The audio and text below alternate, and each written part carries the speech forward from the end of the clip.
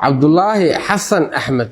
Cabdullaahi Malak waxaa lagugu eedeynayaa dembiga ah dil kas ah kadib markii aad si ka fiirsasho la'aan ah albaalooto oo aad ka riday qori dhashiika ah oo aad gaandhari ka ahayd madaxa kaga dhufatay marxuum gaashaanle dhexe Cabdiraxmaan Salaad Xujaale oo ahaa taliyihii guutada 26aad qaybta 27aad ciidanka dhulka xoogga dalka Soomaaliyeed falkaas oo ka dhacay deegaanka Ceel Hareeri ee degmada Muqokuri taariikhdu markay ahayd 17 bishii shanaad 2025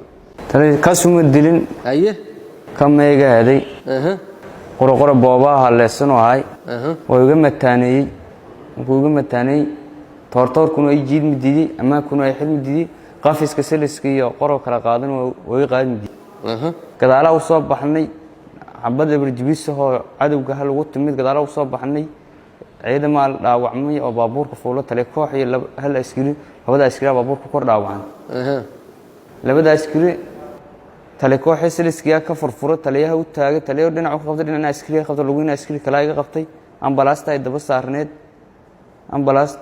ambalaasta saaray askarigii kale taa qabtay hadana taliyaha iga laba qabtay markaas waruga haleysay taliyaha dhaaqoro dhuunta ma laga haastaa mise gudaha laga haastaa oo dhaha gudaha laga haastaa oo dhaaqoro furfuro dhaha gadaashiisa marka baabuurka gadaashiisa roga oo ambalaasta gadaashiisa qoriga anoo ku rogan qorigii gudihiisa ku jiro qafiskii qaaday qafisku qaadmay markii dambe soo caraaf oo qafisku qaamay saas markaa uu qaaday tortorkay iyo xabada isla tagay markii dhacdaan uu mugaas faraha ka deemka saasta uu soo istaagay oo kor uu istaagay xabad markii dhacdayna taliyo horteydii yaa la arkay waa degay ani askari kale taageer qabanay muga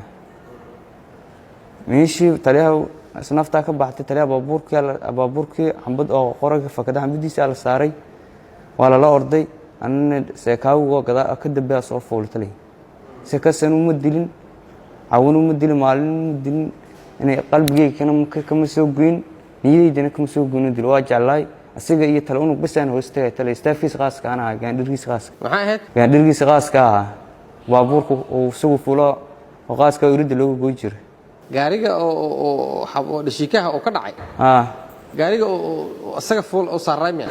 seekaabuga iyo dhashiikaha soo wada jiray mar walba ka rabo fuul jiray laakiin dhashiikaha waxa loo gooy jiray irid seekaabuna banaanka ku istaagi jiray markaas xabada ku dhacayso intuu ka degay markaas soo gurmanay wuxuu fuul baabuurkana oo xabad ku fikanidu fuul dhashiiko fuul dhashiiko saaray meel dhax sokeeto risaastii lagu qoybinayo uga tagnay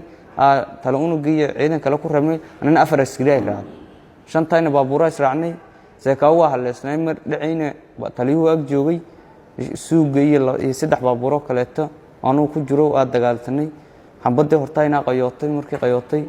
gadaal u soo baxnay noo gadaal u soo baxnay maasi taliyaha xabada ka bilaabatay taliyaha markii xabada ka bilaabatay horay baabuurtu ma baqa karin meena laga cabsanaay xabada qodi ka dhacayday xitaa u soo baqanay meeshaas labada askari ga dhaawacmeen labada askari baabuurka korkiis fuulo xabada kiriya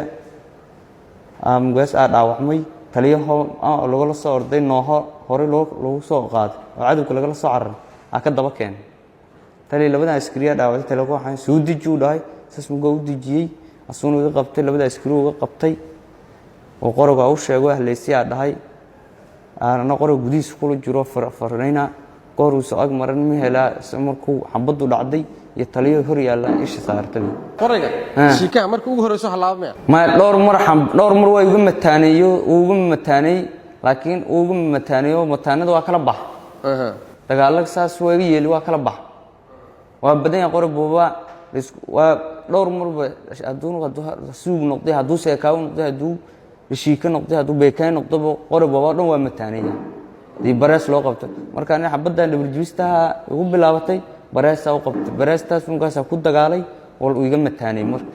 qafiskiina way qaan midii ama kuna istakaatay tortorkuna istakaatay qafiska korato siliskii qoro daldano istakaatay marka waa mataanay maxaa laga wadaa marka